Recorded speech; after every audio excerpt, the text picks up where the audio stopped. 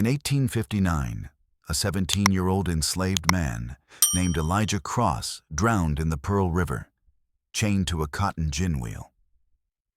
7 days later, he walked out of that same river with broken shackles on his wrists and secrets from death's domain burning in his eyes. What he brought back would destroy Riverside Plantation's reputation across 3 states and force a reckoning that no amount of money could prevent. This is what happened. March 1859, Riverside Plantation, Louisiana. The Pearl River cut through Harrison Cross's 450 acres of delta land like a brown vein carrying wealth and forgetting. The water was opaque, hiding what it swallowed, revealing nothing. Perfect for disposal. Harrison Cross owned it all: the land, the cotton, the 280 people whose labor made him rich. At 52, he was everything he'd planned to become. Successful, respected, worth over $400,000. He'd started with nothing, worked as an overseer for 15 years, saved every penny, learned that sentiment was expensive and ruthlessness profitable. In 1840, he'd bought 80 acres and 12 slaves with borrowed money. Now he owned an empire built on one simple principle. Human beings were assets to be maximized or disposed of based on mathematics, not mercy. His ledgers proved it. Every person had a number. Prime field hands, 1 to 500 and 1 to 800. Skilled workers, $2,000. Women of childbearing age, 1 to 200, 1 to 500. Children, $300, $500. The elderly, $100, sometimes less than the cost of feeding them. Elijah Cross was valued at $1,700. His ledger entry included a note in red ink. Intelligent, potentially problematic. Monitor closely. Consider disposal if becomes liability. Elijah had been born on the plantation, son of Jacob and Miriam. Both had been sold when Elijah was 8, $2,600 total, netting Harrison a $300 profit after his original investment. The separation was noted in the ledgers with the same emotion as the purchase of farm equipment. Elijah had learned to read in secret, taught by a sympathetic overseer's daughter. By 16, Harrison discovered this and made a calculation: kill the dangerous knowledge or weaponize it. He chose weaponization, made Elijah his assistant. 3 days a week, Elijah sat in Harrison's study copying figures, calculating profits, learning to see himself and everyone he knew as inventory. For 18 months, he transcribed the mathematics of misery. Which families to separate for profit? Which children to sell before they became expensive? Which elderly workers to let die rather than waste medicine? Each entry was justified, calculated, rational. Something broke inside him, or maybe something woke up. The trouble started March 15, 1859. Harrison's cotton gin was old, inefficient, breaking down constantly. He'd found a newer model for $1,200, 50% more efficient, would pay for itself in 2 seasons. The old gin might sell for $200, but removal would cost nearly that much. Better to dump it in the river. Write off $200 as acceptable loss. 6 men were assigned to dispose of it, Elijah among them. By evening, only the main wheel remained. Solid iron, 6 feet in diameter, 200 pounds. The overseer, Garrett, wanted it done before dark. Hurry up, get it in the water.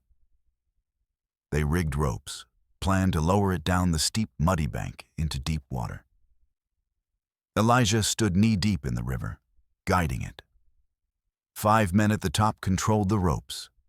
Then the ropes failed, or someone let go, or something else happened that no one could quite explain later. The wheel fell. It plummeted down the bank, gathering murderous speed. Elijah saw it coming but had nowhere to go. Steep bank behind him, shallow water offering no escape. He tried to move sideways. His feet slipped in river mud. The wheel hit him square in the chest with an impact that shattered ribs and knocked the air from his lungs. The rope had wrapped around his waist during the fall. As the wheel sank, It dragged him under, bound him to iron, pulled him down to darkness. The men scrambled down the bank, shouting. By the time they reached the water's edge, Elijah had vanished beneath Brown's surface. The wheel had sunk in 12 feet of murky water, impossible to see through, strong current, soft mud bottom. They spent an hour probing with poles, found nothing. Harrison arrived at dusk, listened to explanations, apologies, fear. He walked to the river's edge and did what he always did, calculated. Recovery cost, easily 200, maybe more. Days of searching. Professional divers. For what? A dead body with no value. Decision made. Write off the loss. Document it. Reduce asset value by 1/700. Move forward. He stood at the water's edge in gathering darkness and spoke quietly. Sunk cost. Non-recoverable. Acceptable loss within annual operating margins. Then he returned to his study, ate dinner, drank whiskey, slept soundly. A young man who'd worked beside him for 18 months was dead. But Harrison had made the mathematically correct decision. He couldn't know the river was keeping different accounts. The next 7 days passed with surface normalcy. Cotton grew. The new gin was installed, 50% more efficient, exactly as promised. In his ledgers, Harrison calculated that the $1,700 loss would be compensated by increased productivity within 18 months. But underneath the routine, something was changing. Workers who'd fished the river for years now avoided it. The water felt wrong. Standing near the bank gave them a sensation of being watched by something that lived in the depths and did not forgive. Some reported dreams of drowning, of iron weights on their chests, of lungs screaming for air that wouldn't come. The spot where Elijah went under developed a reputation. Water there seemed darker, colder even at midday.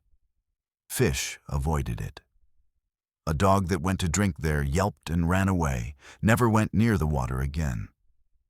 Birds stopped perching in the trees above that section of river. Harrison dismissed it as superstition. Slaves were prone to such nonsense. He ordered his overseers to stop the gossip, maintain discipline, focus on work. Then came the evening of March 22nd, 7 days after the drowning. 3 workers were filling water barrels at the river. Dusk, sun just set, sky fading through orange to purple to deep blue. The river was quiet except for its usual sounds: current gurgling, fish splashing, wind in the trees. Thomas, one of the workers, grabbed his companion's arm and pointed with a shaking hand. Walking out of the water was Elijah Cross. He walked slowly, steadily. Water streamed off his body and clothes in quantities that seemed impossible. Gallons of it, pouring from his mouth with each step, more than lungs should hold. He wore the same torn work clothes from 7 days ago, now stained with river mud and plants that grew in deep water where light never reached. Iron shackles were locked on both wrists, the kind used for punishment. Chains had been attached to those shackles, but the chains were broken.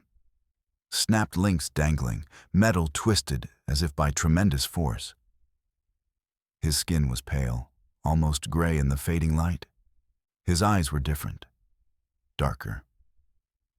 They reflected the last daylight in a way that seemed unnatural, like looking into wells that went down forever. He walked out of water that was 12 feet deep without swimming, without struggling, as if walking up a gentle slope. Water poured from his mouth continuously, more with each step, more than made sense, more than physics allowed. Thomas tried to speak, his throat closed with terror. The man beside him collapsed, legs simply giving out. The third worker ran, sprinting toward the quarters, shouting incoherently. Elijah reached the bank. He stood there, water still streaming, and looked at them with eyes that had seen death's domain and remembered everything. When he spoke, his voice was quiet, certain, carrying weight that had nothing to do with volume. I drowned 7 days ago. The wheel crushed my chest, and I died at the bottom of that river, trapped in darkness with iron on my broken ribs and water in my lungs. I know what death tastes like now. He paused, tilted his head slightly. But I came back. Because some debts can't be written off as acceptable loss. Tell Harrison Cross I'll see him tonight. We have accounts to settle. He walked past them, leaving wet footprints that glowed faintly with light that had no source. Behind him, the river bubbled and churned at the spot where he'd emerged, as if something beneath the surface was disturbed, as if depths were responding to what had just violated their hold. Word spread through the quarters like fire in dry grass. Workers gathered in doorways, between cabins, watching Elijah's progress toward the big house with terror and fascination. Children cried. Dogs cowered under porches, whimpering. Even the chicken in their coops made distressed sounds, sensing wrongness in the air. An old woman named Rachel stood in her doorway watching. She was 62, valued at $50 because her productive years were over. She'd buried 3 husbands, 7 children, more friends than she could count. She knew death intimately, and she recognized it now in Elijah Cross. "Lord, have mercy," she whispered, crossing herself. That boy walked back from the other side. Something's following him that ain't of this world. Something that don't forgive. At the big house, Samuel the butler saw Elijah approaching through the evening gloom. Samuel had served the Cross family for 20 years, valued at $800, trained to maintain perfect composure under all circumstances. That composure cracked when he saw Elijah, dripping river water, chains broken, eyes reflecting impossible light. "Blessed Jesus," Samuel breathed, backing away from the door. "This can't be real." But it was real. Elijah climbed the steps and pushed open the door without knocking, as if locks and latches meant nothing anymore. "Mr. Cross," Samuel called out, his voice cracking. "Mr. Cross, sir, you have a visitor. It's Elijah, the one who drowned." In his study, Harrison looked up from his ledgers with a frown. "Elijah Cross drowned 7 days ago. His body is at the bottom of the river. I wrote off the loss. Don't waste my time with nonsense." "I'm not nonsense." Elijah's voice came from the hallway. "I'm standing here, and we need to talk." Harrison strode to the door and yanked it open, ready to confront whatever madness was happening. Then he saw Elijah and stopped. Water pooling on expensive hardwood. Torn clothes stained with river mud, iron cuffs with broken chains, pale skin, dark eyes. Exactly what someone would look like after spending 7 days drowned at the bottom of a river. But standing, breathing, speaking, impossible but undeniable. Harrison's mind struggled to process it. His first instinct was to doubt his own perception. This couldn't be real. Therefore, he must be dreaming or hallucinating or somehow mistaken. But the water on his floor was real. The smell of river mud was real. The broken chains were real. "You can't be here," Harrison said. "You died. You drowned when the gin wheel fell." "I did," Elijah agreed calmly. "The wheel crushed my chest, knocked the air from my lungs, dragged me down into dark water where I couldn't breathe, couldn't escape, couldn't do anything but die slowly." He took a step forward. Water squelched in his shoes. Harrison involuntarily stepped back. "I died, Mr. Cross. I know what death feels like. It feels like drowning, like pressure, like darkness closing in while you fight for breath that won't come. It feels like giving up, like accepting that you're just a number in a ledger to be written off as acceptable loss." "This is impossible," Harrison said. but conviction was draining from his voice. I'm aware. Elijah raised his shackled hands, showing the broken chains. Dead men don't walk out of rivers. The laws of nature don't allow it. But sometimes when enough injustice accumulates, when enough lives are measured in dollars and discarded when the numbers don't add up, something objects. Sometimes death rejects certain transactions. You were unconscious, Harrison said, grasping for rational explanation. In some kind of coma state, you woke up, freed yourself somehow, came here confused and traumatized. There's a logical explanation. Elijah's expression didn't change. For 7 days I was at the bottom of that river. And during those 7 days, I saw things. Not dreams, not visions. Actual places, actual people. The ones you decided weren't worth saving. His voice remained quiet but carried absolute certainty. I saw Ruth, who died in childbirth because you wouldn't pay for a real doctor. Just a plantation midwife doing her best with no tools. I saw her bleeding out while you calculated that a $3 doctor's fee exceeded the cost-benefit ratio. Harrison's face went pale. That was real. An actual entry in his ledgers, a decision he'd made. I saw Marcus, Elijah continued relentlessly, died from an infected wound because you decided medicine costing $5 exceeded his remaining productive value at age 54. I watched him die slowly, fever burning, infection spreading, because you calculated he had maybe 2 years of work left, and the math didn't justify the expense. Stop, Harrison whispered. I saw little Anna, 7 years old, died from pneumonia that could have been treated with $3 of medication. But you calculated she was only worth $200 and wouldn't be profitable for another 5 years. Uncertain return, not worth the investment. Stop it. I saw them all, Mr. Cross. Every person whose life you measured in dollars and found insufficient. Every decision where you chose profit over humanity. They're all there in that space between life and death. All waiting, and I'm here to tell you. They're coming. From upstairs, Harrison's wife Margaret called down. Harrison? Who are you talking to? Stay upstairs, Harrison shouted, not taking his eyes off Elijah. Stay in your room. But Margaret appeared at the top of the stairs, dressed for evening, perfectly arranged, every inch the plantation mistress. Then she saw Elijah and froze.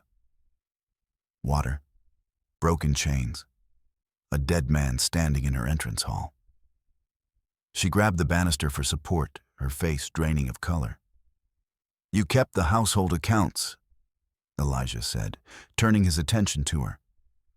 You calculated how much to spend on food, clothing, medicine for the quarters. You made sure those expenses were minimized. Made sure every dollar spent on keeping people alive was justified by their productive value. I was managing resources efficiently, Margaret stammered, descending a few steps despite her fear. That's what a plantation mistress does. We can't be wasteful. Resources are limited, Elijah echoed. I heard that phrase 1,000 times in this house.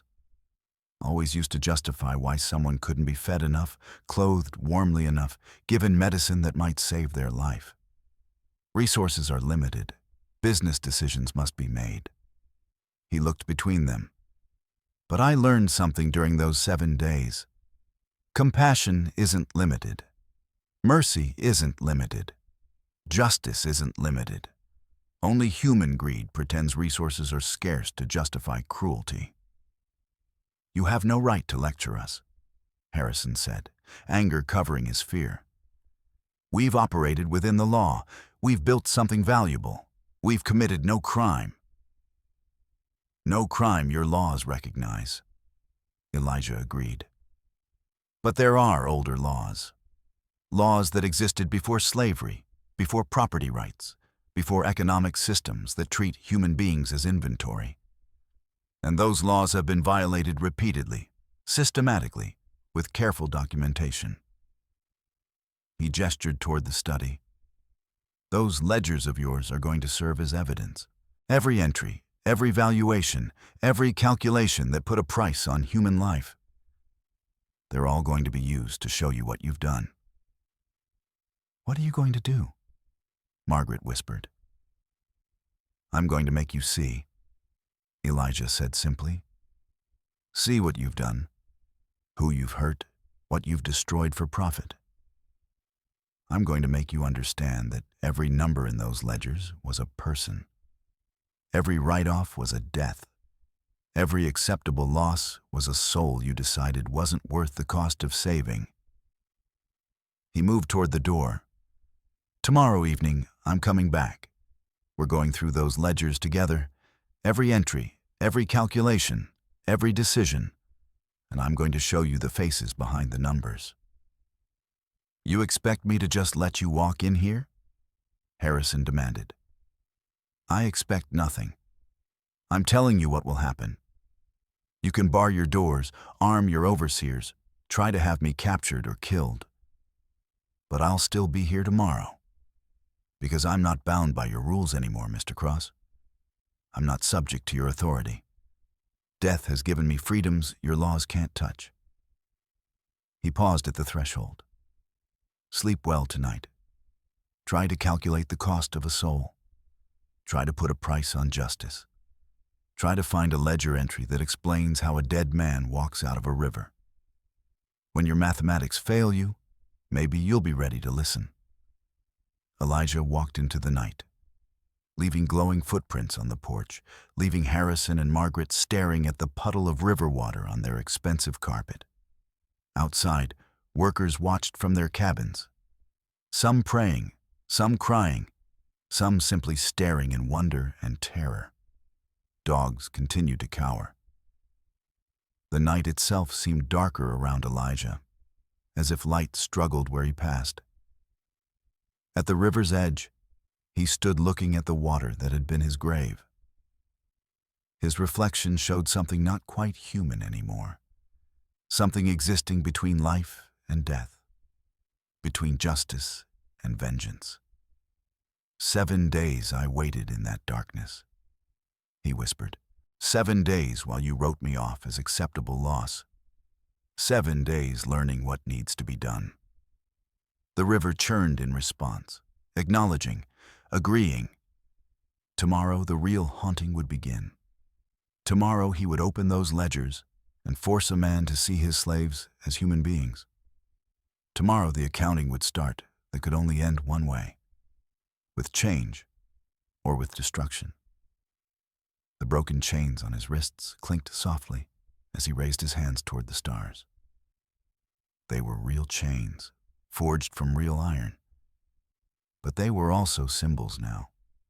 Representations of every chain that ever bound a person in slavery, every calculation that reduced humanity to economics. And they were broken, snapped by forces that transcended human strength, by powers that rejected the fundamental premise of human bondage, by justice that existed beyond laws and ledgers. Elijah Cross had drowned in the Pearl River. He had died completely. And then something older than slavery, something woven into the moral fabric of existence itself, had reached into death's domain and pulled him back. Not for revenge, for justice. The accounting had begun. The night after Elijah's return, Riverside Plantation didn't sleep. In the big house, Harrison Cross sat at his desk with a loaded pistol within reach and every lamp burning. He'd pulled out his ledgers, 20 years of meticulous records, every transaction documented, every decision justified with numbers that had always made sense before tonight. Now the numbers looked different. Every valuation, every calculation, every write-off had a face attached to it. Ruth bleeding out while he counted costs. Marcus dying of infection while he analyzed return on investment. Little Anna gasping for breath while he calculated profitability timelines. Margaret sat across from him in a high-backed chair. Her aristocratic composure cracked, but not yet broken. They hadn't spoken in an hour. What was there to say? A dead man had walked into their house and told them they were murderers who used mathematics to disguise cruelty as business decisions. The worst part was that he was right. "He can't actually come back," Margaret finally said, her voice thin. "Tonight was some kind of, I don't know, mass delusion, fever dream. We're both exhausted and we didn't imagine the water on the floor," Harrison interrupted. "We didn't imagine Samuel seeing him too. Half the plantation watched him walk through the grounds. You can't hallucinate something that leaves physical evidence and has dozens of witnesses. Then how do you explain it?" "I can't." Harrison stared at his ledgers. "I've spent my entire life believing that everything can be explained through careful observation and rational analysis. That the universe operates according to predictable rules. That there are no mysteries, only insufficient data." He looked up at his wife. "But a man I watched drown 7 days ago just walked into our house and spoke about things he couldn't possibly know. Things documented only in these books that he stopped having access to 18 months ago." Margaret shuddered. "What did he mean? They're coming. Who's coming?" "The ones we let die." Harrison's voice was flat. "Every person whose death I justified with cost-benefit analysis. Every slave I decided wasn't worth the expense of saving. He said they're waiting in some space between life and death, and now they're coming. That's insane." "Is it?" Harrison gestured at the puddle of water still on the entrance hall floor that Samuel had been too frightened to clean. "Is it more insane than a drowned man walking out of a river with chains that look like something tore them apart?" A sound from outside made them both jump. Just a dog barking. But everything felt threatening now. Every shadow seemed deeper. Every creak of the old house seemed like footsteps of something approaching. "We should leave," Margaret said suddenly. "Tonight. Take what we can carry and go to Charleston. Stay with my family until this, whatever this is, passes." "Run away?" Harrison's pride rebelled at the idea. "From our own plantation? From a single unarmed slave who by all rights should be dead?" "He is dead." Margaret's voice rose toward hysteria. "That's the point. He's dead and he came back anyway, and he knows things he shouldn't know, and he—" She stopped, breathing hard, on the edge of losing the composure she'd maintained her entire adult life. Harrison stood and walked to the window, looking out at the dark plantation. Scattered lights from the quarters. The river, a black absence in the moonlight. Everything looked normal. But normal had been violated. The rules had changed. "Tomorrow evening he said he'd come," Harrison murmured. "To go through the ledgers. To show me faces behind the numbers. So we make sure he can't get in. We lock every door, bar every window, have the overseers guard the house. And if that doesn't work? If locks and guns don't stop him any more than drowning did?" Harrison turned back to face his wife. "What then?" Margaret had no answer.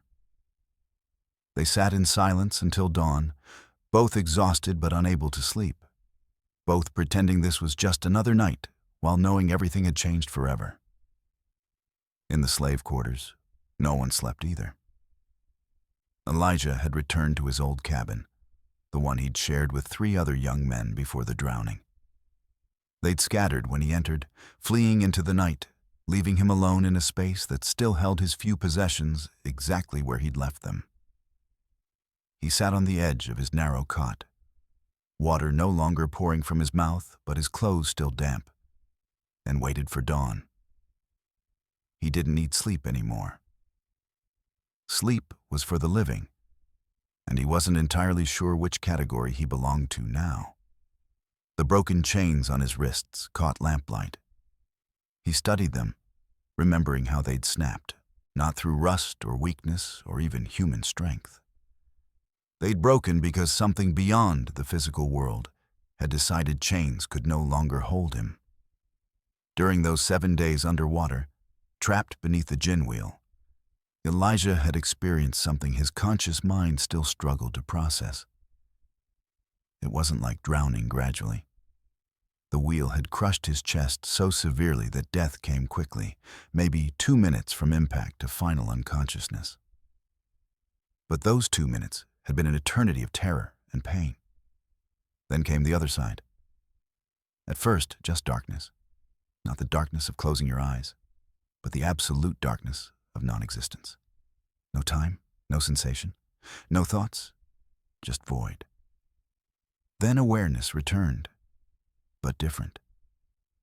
He was still at the bottom of the river, still trapped under the wheel, but he could see clearly despite the murky water. Could breathe despite water-filled lungs, could move despite the weight pinning him. And he wasn't alone. They came to him one by one, the ones whose deaths Harrison Cross had calculated and accepted, not as ghosts or spirits, something more substantial, more real. People who existed in that space between life and death, held there by unfinished business, by debts unpaid, by justice denied. Ruth appeared first. She looked exactly as she had the day she died, young, frightened, bleeding. Her ghost form solidified in the murky water beside Elijah, and when she spoke, her voice was clear as if they stood in air. "He let me die," she said without accusation, just stating fact. "Labor went wrong. I was bleeding too much. The midwife said I needed a real doctor, needed surgery, needed help she couldn't provide. But he calculated that a doctor would cost $3, and I was only valued at $700, and there was no guarantee I'd survive anyway. And it was poor risk management to invest in uncertain outcomes." She touched Elijah's arm, her hand cold but solid. "So I bled. For hours, in so much pain, until finally I died, and my baby died with me." And he wrote it in his ledger. Ruth, age 24, died in childbirth. Asset loss, $700, within acceptable mortality rates. Then Marcus appeared. Older man, maybe 55, with an infected wound on his leg that had turned gangrenous. "Cut myself on rusty equipment," he explained. "Just a small cut at first. But it got infected, swelled up, started rotting. I could smell my own flesh dying." His eyes held no anger, just weary sadness. "I begged for medicine. Just simple antiseptic, maybe $5 worth. But Harrison calculated my remaining productive years, maybe 2 if I survived, maybe none if the infection was too advanced. The math said let me die. Write off a $900 asset rather than risk $5 on uncertain return." Marcus gestured at his rotted leg. "Took 3 weeks, fever, delirium, agony as the infection spread. 3 weeks dying slowly because I wasn't worth $5. Then came Anna. 7 years old, small for her age, with the same pneumonia that had eventually killed her. She didn't speak, just looked at Elijah with eyes that had seen death too young, eyes that asked the question she'd asked her mother before dying. "Why won't Masser help me breathe?" One by one they appeared. Dozens of them. Every person whose death Harrison Cross had justified, calculated, accepted as the cost of running a profitable plantation. An old man who froze to death in inadequate winter clothing because new coats cost $2 each, and he was only valued at $50, making the expense ratio unacceptable. A young woman who died of infection after childbirth because post-birth care cost money, and she'd already produced 3 healthy children, so her breeding value was realized. a teenage boy who died of heat stroke after being forced to work through extreme temperatures because stopping work cost productivity, and he was young enough to probably survive. Probably, but not definitely. Each one had a story. Each one had been reduced to a ledger entry. Each one had been found insufficient when measured against profit margins. And each one had a message. Tell him. Show him. Make him see what he's done. Then came something else. Something that wasn't a person, but a presence, an awareness. Something vast and old that existed in the space between life and death, like a guardian or judge. It didn't speak in words. It communicated in pure understanding that flooded Elijah's consciousness. Debts must be paid, not in coin, but in recognition. Not in punishment, but in understanding. The ones who calculated death must calculate life. The ones who measured worth in dollars must measure it in truth. You are chosen to return, to show them, to offer them what they never offered others, a chance to change. The presence touched him, not physically, but in a way that was more than physical. It filled him with purpose and power and certainty. You will walk back. You will carry their stories. You will open the ledgers and show the truth behind the numbers. And then they will choose. See and change, or refuse and face what waits for those who cling to cruelty when truth is offered. Then the chains around his wrists, chains he hadn't even noticed until that moment, snapped like paper. The gin wheel pinning him lifted as if weightless. The water itself seemed to push him upward, toward the surface, toward life, toward the world he'd left behind. And he rose. Now, sitting in his cabin waiting for dawn, Elijah understood his purpose completely. He wasn't here for revenge. Revenge was too simple, too small. He was here for something bigger, transformation or destruction, depending on what Harrison Cross chose when faced with truth. Outside, the sky began to lighten. The plantation stirred to life. People waking, starting another day of labor, trying to pretend last night's impossible events hadn't happened. Elijah stood, water still dripping from his clothes, though less now than before, as if he was gradually becoming more part of this world and less part of death's domain. He walked outside, and immediately every person who saw him stopped moving. A woman carrying water buckets froze mid-step. A man heading toward the field stood paralyzed. Children clung to their mothers, not crying, just staring with huge, frightened eyes. "I won't hurt anyone," Elijah said quietly, but his voice carried. "I'm not here for you. I'm here for Harrison Cross and the reckoning he's avoided his whole life. But I need you to understand. What happens today will change everything. After today, this plantation will never be the same." Old Rachel approached slowly, the only one brave enough or old enough not to care about risk anymore. She studied Elijah with eyes that had seen more death than anyone living. "What are you?" she asked simply. "I don't know exactly," Elijah admitted. "Something between alive and dead. Something sent back to settle accounts that Harrison tried to write off." "You one of the walking dead? Like in the old stories from Africa?" "Maybe. Or maybe I'm something new. Something that happens when cruelty becomes systematic enough, documented enough, that the universe itself keeps records." Rachel nodded slowly. "You gonna kill him?" "No. I'm going to make him see. Really see what he's done. And then he'll have a choice. Change completely, or be destroyed by the weight of all those deaths he justified. And if he don't change?" Elijah's expression darkened. "Then the others will come. All of them. Everyone he let die. And they won't be as merciful as I am." Rachel crossed herself. "Lord, have mercy on us all. This place about to be judged, and judging don't come gentle." She turned and walked away, leaving Elijah standing alone as the sun rose over Riverside Plantation, its light touching everything except the spot where he stood, which remained shadowed as if darkness itself clung to him. The day passed with surreal normalcy. Workers went to the fields, overseers gave orders, cotton grew.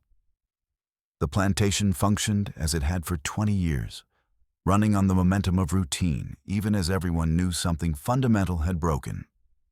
Harrison spent the day in his study, going through his ledgers with new eyes. Every entry he'd made with such careful precision now looked like evidence of crimes he couldn't name but finally recognized. The numbers were all correct. The calculations were all accurate. But the moral mathematics underneath them was monstrous. How had he not seen it before? How had he spent 20 years documenting atrocities with perfect arithmetic and never once questioned the fundamental premise that human beings could be valued in dollars? Margaret paced upstairs, unable to settle, unable to focus on anything except the approaching evening and what it would bring. Garrett, the overseer, came to the house at noon with a proposal. "Let me gather the men. We'll arm up and be ready when he comes. First sign of trouble, we put him down. Whatever he is, dead or not dead, enough bullets will stop him." Harrison considered it. The practical part of his mind that had built this empire through ruthless calculation said yes. Eliminate the threat. Solve the problem with force. But he heard himself say, "No, let him come. We'll talk, like he wants." Garrett stared at him. "You serious? You're going to sit down with some dead slave who walked out of the river and just talk? What else can we do?" Harrison's voice was tired. "We tried killing him. The gin wheel and the river tried killing him. He's past killing now. So maybe talking is all that's left." Garrett left shaking his head, convinced his employer had lost his mind. Maybe he had. Evening came like a held breath.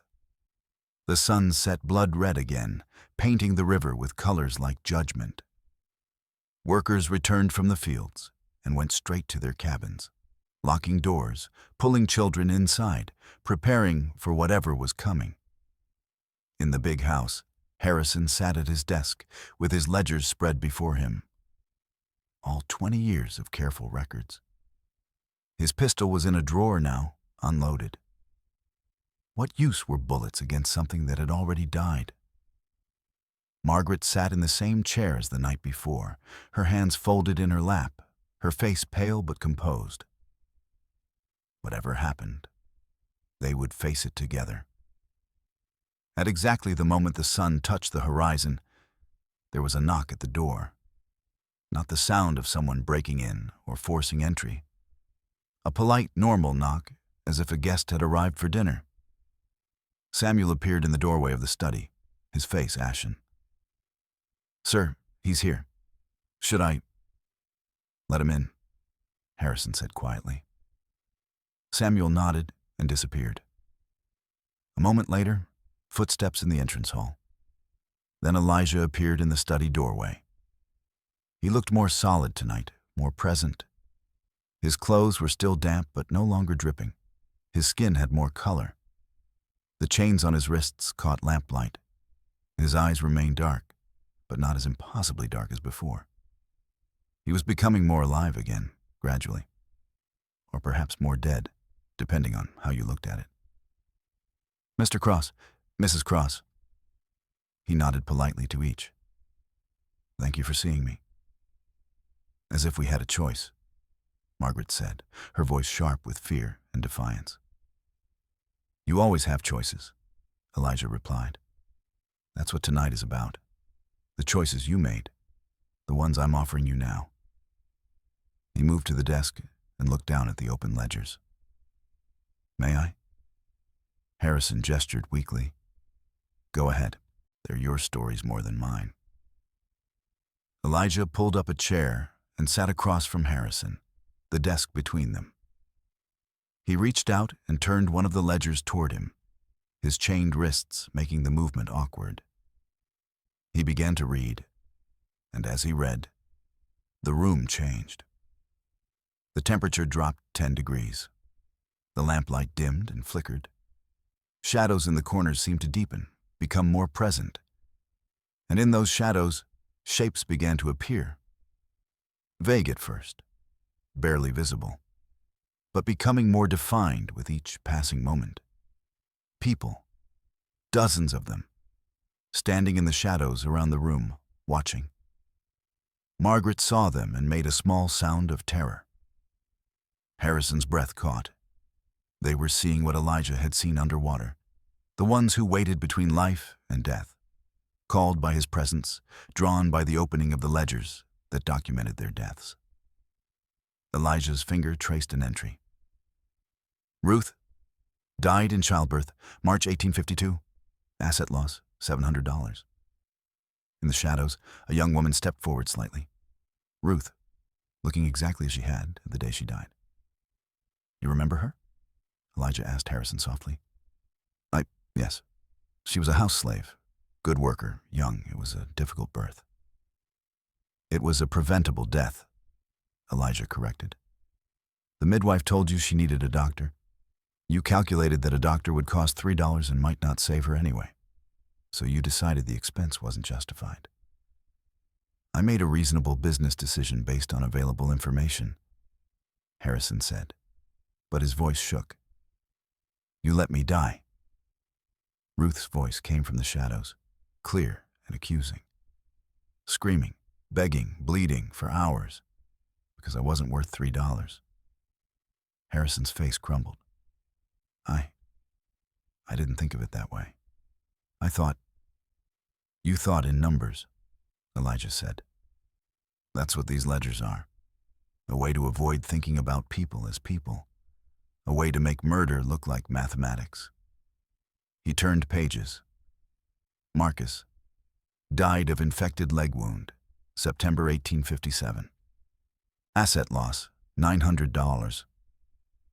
Marcus stepped forward from the shadows, his leg still visibly rotted. Medicine would have cost $5, Elijah continued. You calculated his remaining productive years and decided it was poor risk management. I was 53, Marcus said, his voice carrying decades of exhaustion. I had worked for you for 15 years. 15 years of dawn to dark, every day, making you rich. And when I got hurt, when I needed help, you calculated I wasn't worth $5. I'm sorry, Harrison whispered. The words inadequate, pathetic. Sorry doesn't balance ledgers, Marcus replied. Sorry doesn't bring back 3 weeks of dying slowly, flesh rotting, fever burning, pain so bad I begged God to let me die faster. Elijah turned more pages. Anna, age 7, died of pneumonia, January 1858. Asset loss, $200. The little girl appeared, thin, struggling to breathe, even in death. Medicine cost $3, Elijah said quietly. You calculated she was valued at $200 and wouldn't be profitable for 5 years. Uncertain return, not worth the investment. Anna didn't speak, just looked at Harrison with eyes that asked, why? Why wouldn't you help me breathe? God, Margaret sobbed, breaking down completely. Oh God, we killed them. We killed them all. You made calculated decisions, Elijah said, not without sympathy. But yes, you killed them. Not quickly with weapons, slowly with mathematics. You starved them with food budgets. You froze them with clothing allowances. You infected them with medical calculations. You worked them to death with productivity requirements. And you documented it all in these ledgers with perfect arithmetic. He closed the ledger and looked directly at Harrison. 20 years, 280 people owned, 73 deaths during your ownership. Want to know the average in this parish? About 40 deaths per 280 people over 20 years. You're nearly double. Your mortality rate is 83% higher than average. Do you know why? Harrison shook his head mutely. Because you optimized for short-term profit over long-term asset maintenance. You calculated that it was cheaper to replace workers than to maintain them properly. You treated people like equipment you could run until it broke and then dispose of. And it worked. Your plantation is more profitable than most in the parish. You succeeded brilliantly at building wealth through the systematic destruction of human lives. The shadows around the room were full now. Dozens of people, all watching, all waiting. "They're here," Elijah said, gesturing to the shapes in the darkness. "Everyone whose death you calculated and accepted. Everyone whose life you measured in dollars and found insufficient. They're all here, and they want an answer to one question. Did you know? Did you understand what you were doing? Or did you genuinely not see them as people?" Harrison struggled to speak. "I saw them as part of the system, as necessary to the economy, as the way things were and had always been. I thought I was being practical, rational, building something valuable." "And now?" Elijah asked. "Now that you see their faces? Now that you hear their stories? Now that you understand that every number in your ledgers was a person who suffered and died because you decided they weren't worth the cost of saving? What do you see now?" Harrison looked around at the shadows, at the faces emerging from darkness, at 20 years of careful calculations transformed into actual human beings who had trusted him to see them as human and had been betrayed by mathematics. "I see." His voice broke. "I see that I've been a monster. I see that I've spent 20 years committing atrocities with careful documentation and perfect arithmetic. I see that everything I built was built on corpses I tried to disguise as accounting entries." He looked at Elijah, tears running down his face. "I see that you're right. That I'm guilty. That I deserve whatever judgment is coming. And I have no defense except ignorance. And ignorance of something this obvious isn't innocence. It's willful blindness. It's choosing not to see because seeing would cost me profit." Margaret was sobbing openly now. "What do we do? How do we fix this? How do we make this right?" "You can't," Elijah said simply. "You can't bring them back. You can't undo 20 years of death and suffering. But you can choose differently going forward. You can see people as people. You can calculate worth in dignity instead of dollars. You can change." He leaned forward. "Here's what's going to happen. Tomorrow, you're going to begin the process of freeing everyone you own. You're going to sell this plantation and use the proceeds to establish them independently. You're going to spend the rest of your lives working to repair what you've broken, knowing you'll never fully succeed, but trying anyway." "And if we refuse?" Harrison asked. The shapes in the shadows pressed closer. The temperature dropped further. The lamplight dimmed almost to darkness. "Then they take you," Elijah said quietly. "Right now. Tonight. You join them in that space between life and death. And you experience everything they experienced. Every death you calculated and accepted, you live through it. Ruth's bleeding, Marcus's infection, Anna's suffocation, all 73 deaths over 20 years. You live through each one, in full, with complete awareness of what your calculations cost. And after? After, you're released. Eventually. When you've learned what you refused to learn in life. Could be years, could be decades, could be centuries. Time works differently there." Margaret spoke through sobs. "And if we change? If we do what you're asking?" "Then you live with guilt," Elijah said. "You spend every remaining day aware of what you've done, unable to forget, unable to excuse, unable to hide behind mathematics. You work to make amends, knowing you never can. You carry this weight until you die naturally. And then, well, Then you face whatever judgment waits for all of us."